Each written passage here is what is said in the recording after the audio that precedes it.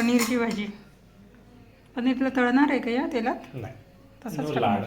बरं. कांदा आहे, लसूण आहे, टोमॅटोज आहे, 250 ग्रॅम पनीर आहे, मटरचे दाणे आहे आणि सांबार आहे.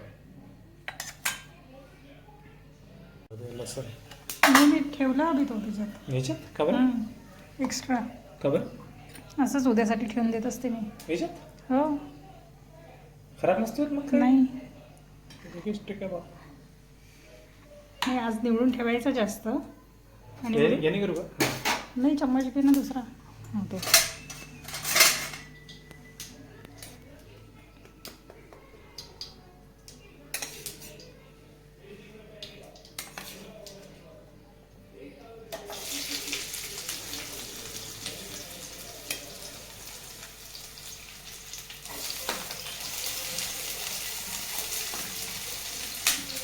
हो बस, 1 चम्मच बस झाली चटणी.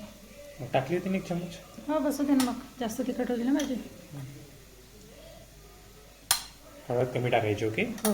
खूप जास्त पण नसते टाकायची हळद. का बरं? खूप जास्त हळद काय बरं? एका लिमिटमध्येच हळद चांगली राहते. नाही, ते लवकर टाकले तर तडतड उडतात. नाही एवढं आपण टमाटर नाही उडत. आम्हाला माहिती, तुला काही माहीत नाही. मग ये आता का बढिया दिसतंय हे. ऑलरेडी एक भाजी बनल्यासारखी वाटते. जास्त मीठ एवढं बद्दल एक भाजी तर बनली म्हटलं. टोमॅटो मटर, हो. त्याच्यामध्ये पनीर टाकली. पनीर टोमॅटो मटर, नाही मटर पनीर. या असं झालं आहे ना. फुलवरच आहे नाही का तेव्हापासून तसं म्हटलं असं कोण म्हणाला एवढं.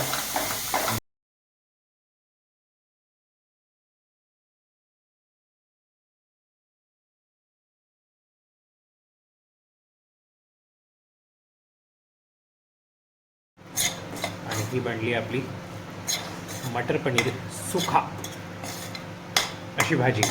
गुड. 350 रुपये प्लस GSTची. कोणत्या पुण्याच्या हॉटेलमध्ये. Yes, thank you so much.